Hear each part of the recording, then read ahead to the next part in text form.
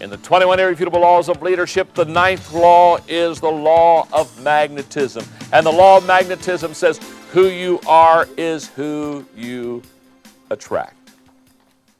Let's do an exercise.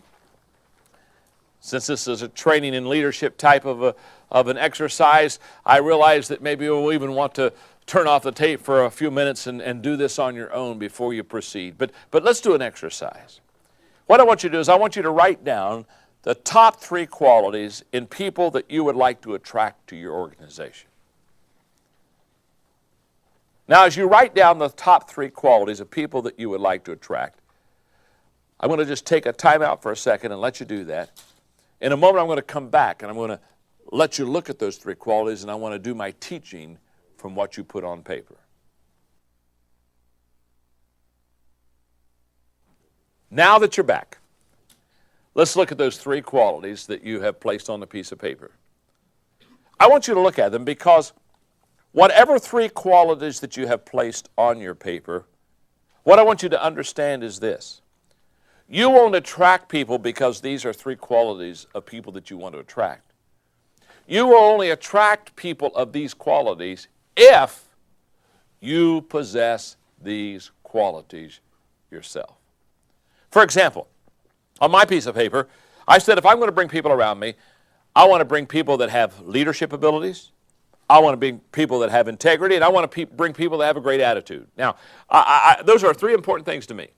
Integrity, attitude, leadership abilities. Those are the kind of people I want to attract.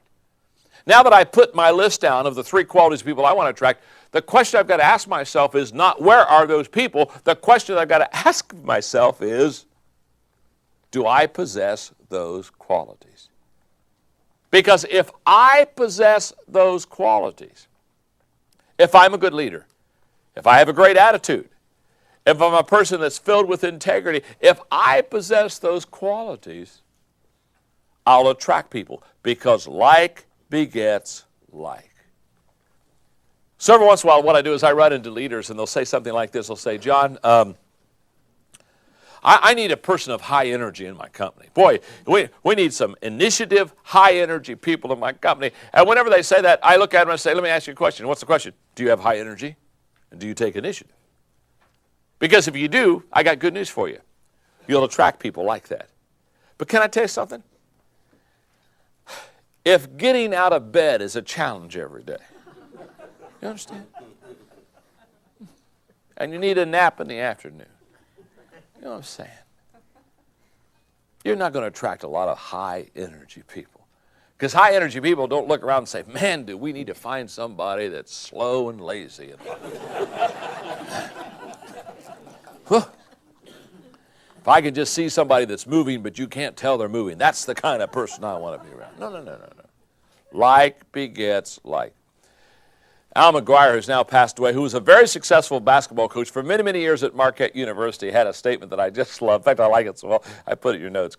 He said, a team should be the extension of the coach's personality. My teams were arrogant and obnoxious.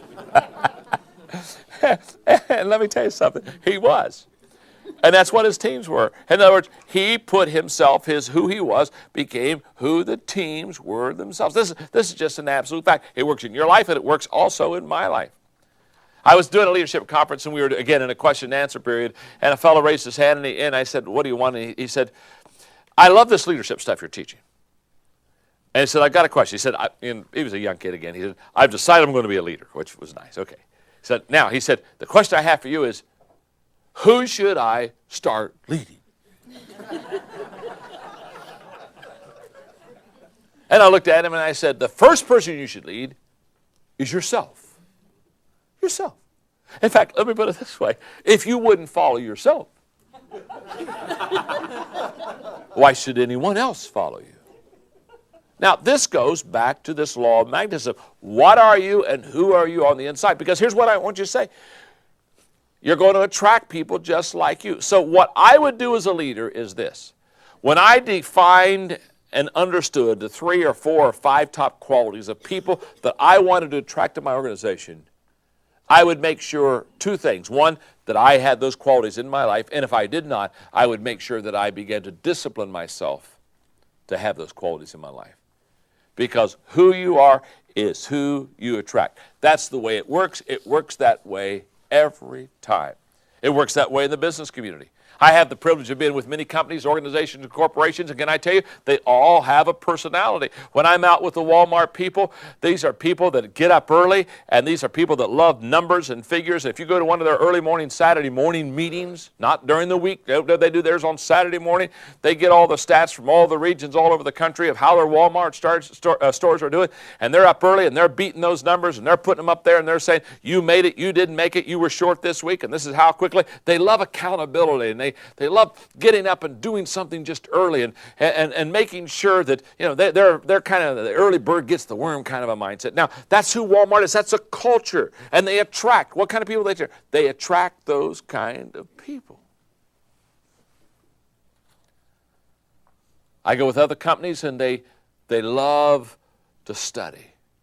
They just love to learn and grow, and they're kind of, they have a growing personal growth type of a culture and environment in them. And as long as they're growing and as long as they're learning, they know if they can grow themselves, they're growing their company. So they want a lot of meat. They want to keep saying, okay, how can I develop myself? And they're always wanting programs to develop themselves. Now, what I'm saying is every organization has its own personality, but here's what I know. The culture of that organization determines the kind of people that they attract to it. What I have found is that there are some key areas of attraction. In other words, what I want to do is I want to define for you certain areas that the law of magnetism I know works for a fact. For example, number one, your mission. Your mission of your company attracts a certain type of a person. That's an absolute fact. And when you put your mission out, can I tell you what your mission does for your organization? It divides people. It attracts people who are like that and have a desire to have a mission like that, and it repels people who have no desire to be like that, and that is certainly not their goal or mission in life. So when you lay out the mission, you attract certain people and you repel people based upon what your mission is, what you're trying to accomplish. Another area, number two, is priorities. Whatever your priorities are in your organization and whatever the priorities of the leaders happen to have, can I tell you something? That's the kind of priorities that the people are going to have. For example, when I gave the illustration of one of the other laws about the CEO that looked at the people and says, if anybody in my company asks you to do anything wrong, here's my personal phone number, you call me. Do you know what he was doing? The law of magnetism was operating. You know what he was? He was attracting people of integrity. He was attracting people who want to do the right thing. He was attracting people who said, yes, I will call you if somebody asks me to do something wrong. He was going for a high integrity, high character type of person with that kind of statement. It's the law of magnetism. So your mission attracts certain people. Your priorities, and it has much to do with the kind of person you attract. Number three, age. I found that people group together by age to a certain extent. And I've found that you get into certain organizations, they basically age with what the leaders are. And you get into some companies and they just got a bunch of young people that are just kind of going after it as fast as they possibly can. And age has a lot to do with the type of person that you attract to yourself. Number four, your values. Oh my, this is huge. The values that you have are going to do a lot with what kind of a person that you're going to attract to your organization. For example, a high value to me is adding value to people. That's a huge value. That's right at the top for me. If somebody says, John, what do you want to do in life? It's very simple. My life is very simple. I want to add value to you. I want to come alongside of you. I want to write books that add value to you. I want to do lectures and teaching and tapes that will add value to you. I want to add value to you. My greatest goal is to take people to a higher level than they could ever get on their own. That's my desire. What kind of people do I attract? Well, I can tell you what kind of people I attract. People that want to add value to others. I don't attract selfish people. I don't attract people who are kind of basically in it for themselves and taking the journey by themselves and hoping to, at the end, to have just some huge reward that they give only to them. I don't attract selfish type people. Why? Because it's a value. The law of magnetism says you attract basically who you are. Number five, another area I have found is to be very true, is in the area of background. A lot of times we attract people that have the same kind of background. Maybe it's we grew up in the same area, and so therefore we have common roots geographically. Perhaps we had common roots as far as our education, or perhaps the kind of business we're in. But basically we attract people a lot of times based on our background. And then finally, the other indicator of the law of magnetism that's a key area of attraction is attitude.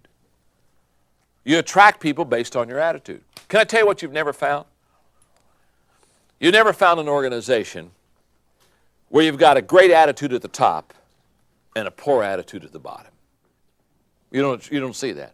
Attitudes come in. You know what? People with bad attitudes, they don't even want to be around people with good attitude. It's that too much cheery stuff. You know what I'm saying?